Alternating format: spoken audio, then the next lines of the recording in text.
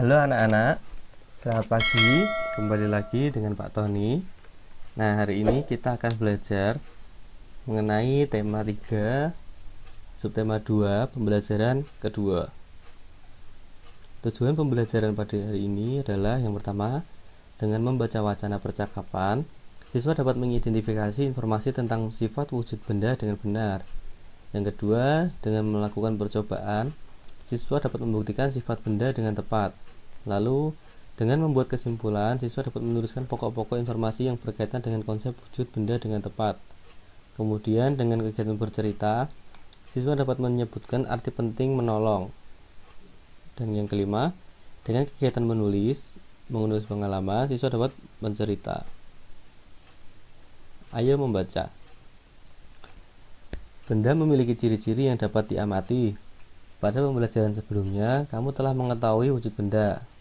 Wujud benda dibedakan menjadi 3, yaitu padat, cair, dan gas. Ciri-ciri benda antara lain memiliki massa dan ruang atau volume. Apakah yang dimaksud massa dan volume? Siti memperhatikan bola basket dan bola plastik. Keduanya sama-sama bola, namun bahannya berbeda. Menurutmu, bola manakah yang massanya lebih besar? Simak percakapan Siti dengan ibu guru berikut ini. Ibu guru: anak-anak, perhatikan kedua bola di tangan ibu. Kedua bola mempunyai ukuran yang berbeda. Kedua bola bahannya juga berbeda. Menurutmu, bola manakah yang massanya lebih besar? Siti: massa, Bu. Apakah massa itu, Bu? Ibu guru: yuk lakukan percobaan bersama. Letakkan kedua bola pada timbangan. Apakah yang terjadi? Coba lihat. Udin: bola basket lebih besar, Bu. Lebih berat, Bu. Ibu guru: benar, Udin. Bola basket bahan penyusunnya beda dengan bola plastik. Bola basket terbuat dari karet sintetis. Bola plastik terbuat dari plastik. Bola basket lebih berat daripada bola plastik. Banyaknya bahan penyusun yang terdapat dalam benda disebut massa. Siti: jadi bola yang lebih berat memiliki massa lebih besar. Ibu guru: benar, Siti.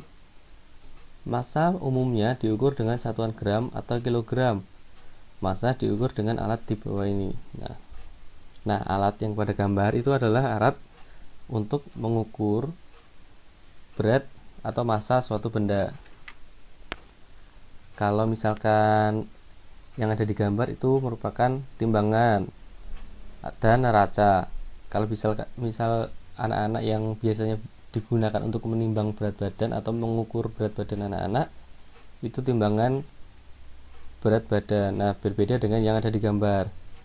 Yang di gambar biasanya itu untuk menimbang emas kalau yang neraca. Kalau yang timbangan digital itu biasanya untuk penjual buah atau untuk di laboratorium. Nah, menggunakannya timbangan digital.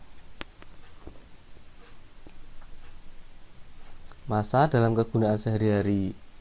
Massa biasanya disinonimkan dengan besar, berat. Misalnya untuk berat badan, satuan massa dalam satuan internasional adalah kilogram, gram, dan miligram. Volume atau bisa disebut kapasitas adalah perhitungan seberapa banyak ruang yang bisa ditempati dalam suatu objek. Objek itu bisa berupa benda yang beraturan ataupun benda yang tidak beraturan. Benda yang beraturan misalnya kubus, balok, silinder, rimas, kerucut, dan bola. Benda yang tidak beraturan misalnya batu yang ditemukan di jalan. Nah, tahukah kamu berat dan massa mempunyai perbedaan? Massa benda di mana-mana sama. Namun, berat benda dapat berubah-ubah tergantung gaya tarik bumi di tempat itu. Gaya tarik bumi disebut juga gaya gravitasi. Contohnya massa tubuh di bumi ataupun di bulan sama. Namun, berat tubuh di bumi dengan di bulan berbeda. Berat tubuh astronot di bulan lebih ringan daripada di bumi.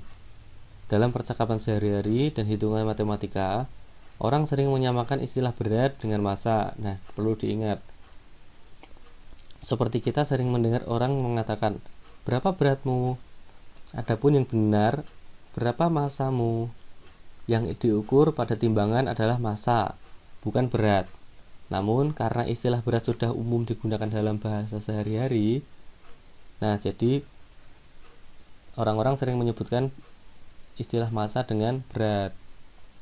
Gravitasi di permukaan bumi relatif sama, sehingga penggunaan kata berat untuk menggantikan massa masih dibolehkan. Jadi itulah mengapa berat dan massa mempunyai perbedaan. Selain massa, benda mempunyai volume. Apakah volume benda itu? Semua benda menempati ruang. Ukuran ruang yang ditempati oleh suatu benda disebut volume. Benda yang kecil menempati ruang yang lebih kecil dibandingkan benda yang besar. Hal ini berarti benda yang kecil memiliki volume yang kecil. Benda yang besar memiliki volume yang besar. Nah, disimak baik-baik. Akuarium A dan akuarium B, mana yang lebih besar? Nah, sudah pasti jelas A yang lebih besar. Jadi volume A lebih besar karena ukuran ruang yang ditempati oleh suatu benda disebut di gambar itu lebih besar yang A. Jadi volume A lebih besar daripada volume B, atau volume akuarium A lebih besar daripada volume akuarium B. Nah, ayo bercerita. Bisa dilihat gambarnya?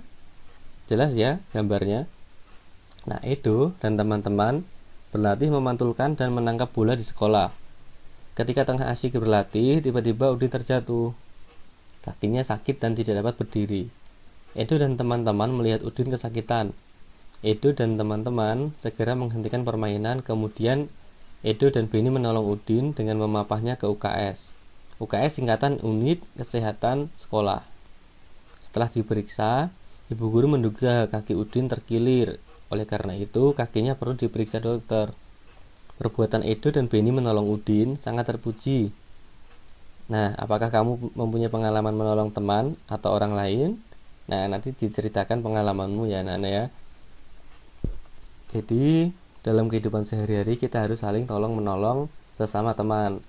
Misalkan waktu olahraga bermain bola, nah temannya jatuh, jangan malah asik melanjutkan permainannya sendiri, tapi dibantu temannya yang terjatuh itu, dibawa ke UKS atau dibantu supaya bisa berdiri. Nah, jadi jangan sampai mementingkan diri sendiri. Kita harus saling tolong-menolong dalam kehidupan sehari-hari, entah di sekolah, entah di rumah. Ya, anak-anak.